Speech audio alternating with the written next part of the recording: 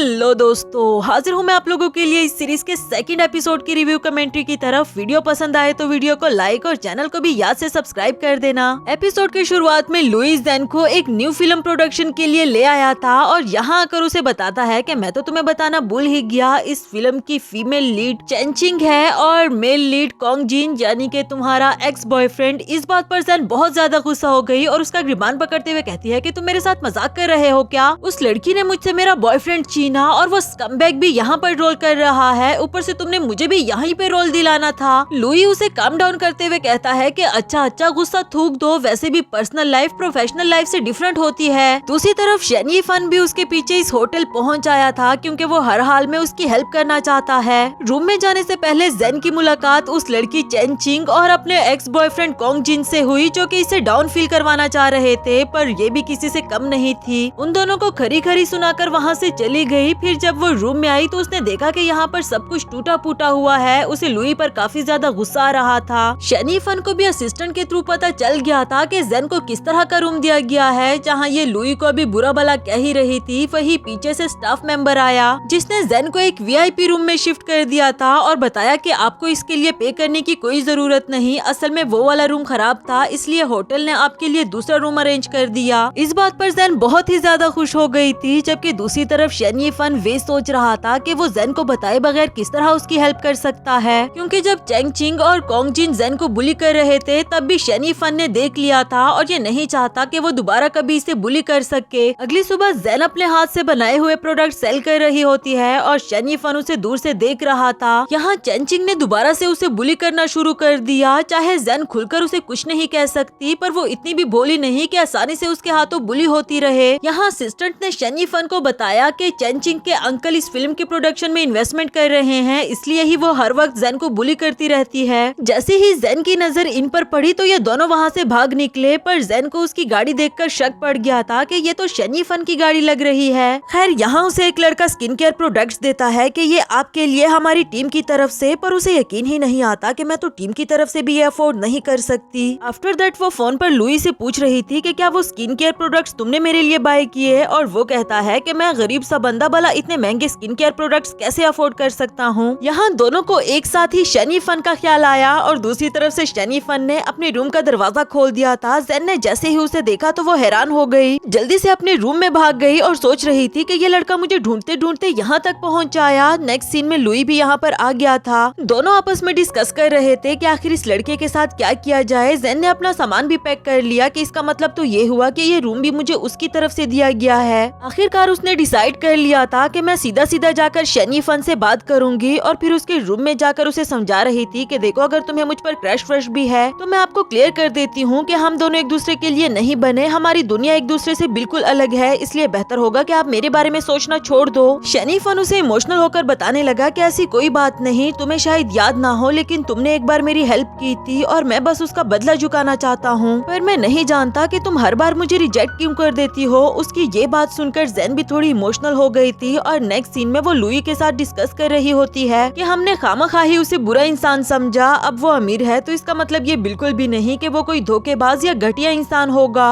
वो तो एक बार वो किडनैप हो गया था और मैंने जाने अनजाने में उसकी हेल्प कर दी, बस उसी का बदला चुकाना चाहता है। लुई बोला कि हाँ तुमने ठीक कहा, रुको जरा, तुमने कब उसकी हेल्प की? ये सुनकर ज़ेन जल्दी जल्दी से अपना मुंह छुपा लेती है। नेक्स्ट सीन शूटिंग का दिखाया गया जहाँ ज़ेन का रोल होने वाला था अपने एक्स बॉयफ्रेंड कॉन्ग जिन के साथ, लेकिन उसे अपने सामने देखकर इससे बिल्कुल भी अच्छे से एक्टिंग नहीं हो पा रही और डायरेक्टर बार बार इन्हें सीन कट करने के लिए कहता है, वो भी ज़ेन की वजह से। आफ्टर दैट वो दोनों गर्लफ्रेंड बॉयफ्रेंड मिलकर इसे बुली कर रहे होते हैं कि जब तुम्हें एक्टिंग करनी आती ही नहीं तो यहाँ कर क्या रही हो। ज़ेन भी उन पर लफ्जों की गोलाबारी करती रही और उन दोनों के जाने के बाद वो गुस्से से दरवाजे को लात मारकर तोड़ देती है, जिसके दूसरी तरफ शनी फन खड़ा था। वो भी इसे देखकर अपने असिस्टेंट से कहता है कि इसने नुकसान कर दिया, इसका बिल इसके एजेंट को भेज देना, जबकि आगे से ज़ेन कहने लगी कि नहीं नहीं प्लीज मेरे एजेंट से कुछ मत कहना, मैं इसका का बिल खुद ही पे कर देती हूँ। ओह सॉरी, शायद मैं अपना फोन लाना भूल गई। इस पर शनी फन ने उसके हाथ से कुछ खाने की चीज ही ले ली थी कि बस इतना ही काफी है, और वो खुश होकर वहाँ से चली गई कि तुम्हारा बहुत शुक्रिया। नेक्स्ट सीन में जेन डायरेक्टर को बता रही थी कि ये स्क्रिप्ट चेंज कर दी गई है और ये लाइंस बिल्कुल भी अच्छी नहीं है, पर चंचिन आगे से आते हुए कहती है कि ये लाइंस चेंज नहीं होंगी, तुम्हें इसी के साथ परफॉर्म करना होगा। बार बार उसे बुली कर रही थी कि आखिर मेरे अंकल इस फिल्म की प्रोडक्शन में इन्वेस्टमेंट कर रहे हैं, और ये बात पीछे ही खड़ा शनी फान सुन रहा था। चंचिंग जेन से कह रही थी कि अगर तुम्हें इस स्क्रिप्ट के साथ परफॉर्म नहीं करना तो मैं तुम्हें इस रोल से बाहर निकाल दूंगी, और तभी शनी फान आगे आते हुए कहने लगा कि बाहर ये नहीं बल्कि तुम निकलोगी, क्योंकि अब इस फिल्म की प्रोडक्शन का इन्वेस्टर मैं हूँ। और फिर वो जेन का हाथ पकड़कर अपने साथ साइड पर ले गया था। बजाय कि उसे शुक्रिया कहती, वो शनी फान को बुरा भला कहने लगी कि मैंने आपको मना किया है, मुझे आपकी कोई हेल्प नहीं चाहिए, मुझे क्या करना है क्या नहीं ये मैं खुद ही देख लूंगी। नेक्स्ट सीन में दोनों ही एक दूसरे के बारे में सोच रहे थे। जेन को लग रहा था कि ठीक है, मैंने एक दफा इसकी हेल्प कर दी थी, अब इसका ये मतलब तो नहीं कि ये मेरे पीछे पड़ जाए। जबकि शनी फान को लग रहा था कि इस लड़की के लिए तो जो मर्जी कर दो, ये तो कभी भी खुश नहीं हो सकती। इसके बाद नेक्स्ट सीन शूटिंग का दिखाया जाता है, जहाँ जेन एक प्रेग्नेंट वुमेन का रोल प्ले कर रही थी, वही चेंचिंग जो कि मेन फीमेल लीड थी। शनी फन भी करीब में ही अपने असिस्टेंट के साथ बैठा हुआ था। असिस्टेंट उसे कह रहा होता है कि बॉस आप जानते हैं कि ये लड़की कितनी नाशुक्री है, मगर आप फिर भी उसकी हेल्प करना चाहते हो। शनी फन को भी जेन की बातें याद आ रही थी, पर वो उसकी हेल्प करने पर गिव अप नहीं करता। जबकि दूसरी तरफ चेंचिंग जेन से कह रही थी कि मैंने तुमसे सिर्फ तुम्हारा बॉयफ्रेंड ही नहीं छीना, मैं तुमसे तुम्हारा करियर भी छीन लेना चाहती हूँ। जिसके बाद उसका हाथ पकड़कर खुद को जानबूझकर पुश कर दिया, और वो सबके सामने सीढ़ियों से नीचे गिर गई। वहाँ खड़े सभी लोग जेन को बुरा समझ रहे थे, जबकि चेंचिंग सबके सामने नाटक करते हुए कहती है कि इसमें उसकी कोई गलती नहीं, मैं बिल्कुल ठीक हूँ। इसके बावजूद भी वो सब लोग जेन के पीछे पड़ गए थे कि हमें इसे सबक सिखाना चाहिए। जबकि टाइम से ही लुई उसका हाथ पकड़कर उसे वहाँ से भगाते हुए ले गया, लेकिन इस दौरान किसी ने उसकी कुछ पिक्चर्स क्लिक कर ली और उसे मीडिया पर अपलोड कर दिया, जिसके बाद सभी लोग उसे बुरा भला कह रहे थे। दूसरी तरफ शनी फन अपने असिस्टेंट से कहता है कि उसे चाहिए कि वो मुझसे हेल्प मांग ले, इस वक्त सिर्फ मैं ही उसकी हेल्प कर सकता हूँ। तभी सामने से उसने जेन को आते हुए देखा, हिम्मत करके उसे कह ही देता है कि अगर तुम चाहो तो मैं तुम्हारी हेल्प कर सकता हूँ, पर वो बोली कि ये मेरा मसला है और मैं अपनी मदद खुद कर सकती हूँ, जो कहकर वो वहाँ से चली गई। आफ्टर दैट लुई भी उसे समझा रहा था कि तुम्हें शनी फन की हेल्प ले लेनी चाहिए, पर वो नहीं मानी कि अगर मैं ऐसे छोटे प्रॉब्लम्स के लिए दूसरों पर डिपेंडेंट रही तो मैं खुद क्या करूंगी। हाँ मुझे याद आया, बाओलिन हर चीज को कैप्चर करता रहता है, मुझे लगता है कि उसने मेरी और चेंचिंग की कन्वर्सेशन भी जरूर कैप्चर की होगी। नेक्स्ट सीन में वो दोनों बाओलिन के पास आते हैं कि अगर तुमने अपने मोबाइल में कुछ कैप्चर किया है तो प्लीज हमें दिखा दो। वो मान ही नहीं रहा था कि भला मैं ऐसा क्यों करूंगा, लेकिन आखिरकार वो अपना मोबाइल देते हुए कहता है कि मैं बस वहाँ से गुजर रहा था। जेन वो वीडियो देखकर बहुत ज्यादा खुश हो गई थी और बाओलिन से कहती है कि मुझे इस बात से कोई मसला नहीं कि तुमने हमारी वीडियो कैप्चर की, अब मैं उसकी असलियत सबके सामने ले आऊंगी। आफ्टर दैट जेन और लुई बहुत ज्यादा खुश थे और उस वीडियो को अपलोड करने के चक्कर में होते हैं, लेकिन इससे पहले ही लुई ने देखा कि जेन की कुछ प्राइवेट पिक्चर्स को लीक कर दिया गया था। जेन ने जब देखा तो वो बहुत ही ज्यादा एम्बेरस हो गई और कुछ भी कहे बगैर वहाँ से चली गई। ऊपर से सब लोग भी उसी के बारे में ही बात कर रहे थे, जो कि वो फील कर सकती थी। दूसरी तरफ शन सोच रहा था कि ये लड़की कर क्या रही है, मुझसे हेल्प मांग क्यों नहीं लेती। इधर लुई को भी कुछ डायरेक्टर्स ने कॉल करके जेन के साथ कोलैबोरेशन करने से मना कर दिया। इवन के एक डायरेक्टर ने जेन को उसके मुंह पर मना कर दिया था कि मैं तुम्हारे साथ काम नहीं कर सकता। इसके बारे में सोच कर वो काफी ज्यादा परेशान थी। तभी उसे उसकी मॉम की कॉल आ जाती है।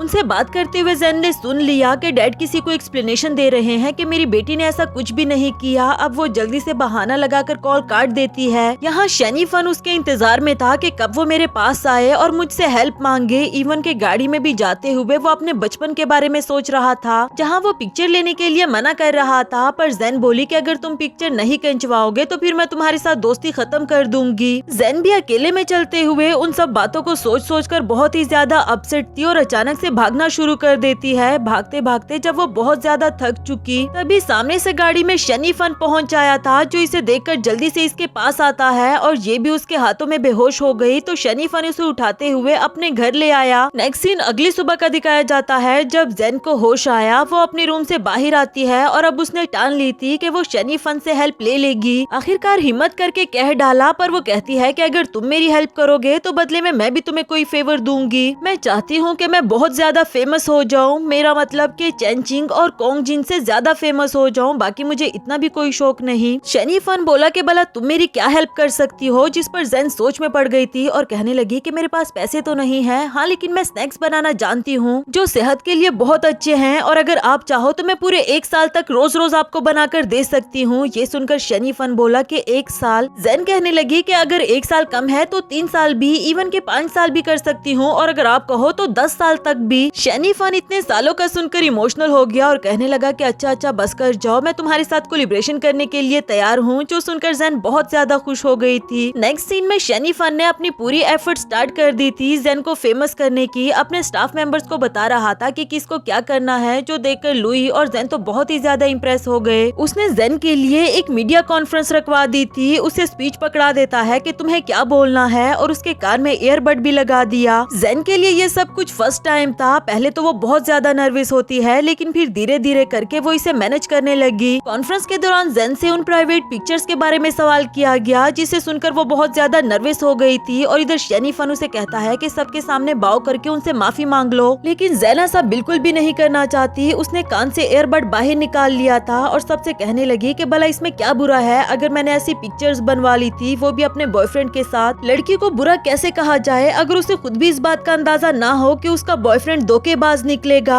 इस तरह की कुछ इमोशनल स्पीच करती है, जो सुनकर सभी उसके लिए क्लैपिंग करने लगे। जेन वहाँ से चली जाती है और बाद में लुई से पूछ रही थी कि मैंने ठीक कहा ना। इधर शनि फन भूखे शेर की तरह गुस्से में उसे देख रहा होता है। फिर उसका हाथ पकड़कर उसे बाहर ले आया था और पूछने लगा कि अगर तुम्हें मेरी हेल्प चाहिए तो फिर अपना दिमाग क्यों लगा रही हो। दोनों के बीच में काफी बहस हुई और जेन ने उसे अपनी बात अच्छे से समझा दी थी कि मैं फेमस जरूर होना चाहती हूँ, लेकिन जो सच है वो सच है, मैं झूठ का सहारा नहीं लेना चाहती। कहीं न कहीं शनि फन पर भी उसकी बातों ने असर कर दिया था और वो सब कुछ भूलकर कॉन्ट्रैक्ट पेपर्स पर साइन कर लेता है। असिस्टेंट को उसे देखकर दिल ही दिल में हंसी आ रही थी कि आज पहली बार शनि फन किसी से बहस में हार गया है। कुछ देर बाद शनि फन का आमना सामना चैनचिंग से हुआ, जो इसे बात करना चाहती थी, पर वो बोला कि हम दोनों के बीच में बात करने के लिए कुछ भी नहीं। और चैनचिंग बोली कि अगर मैं कहूँ कि मुझे जेन के बारे में बात करनी है। उसके हाथ में जेन की पिक्चर देखकर इसे कुछ ज्यादा समझ नहीं आई और इसी के साथ हमारा ये वाला एपिसोड भी खत्म हुआ।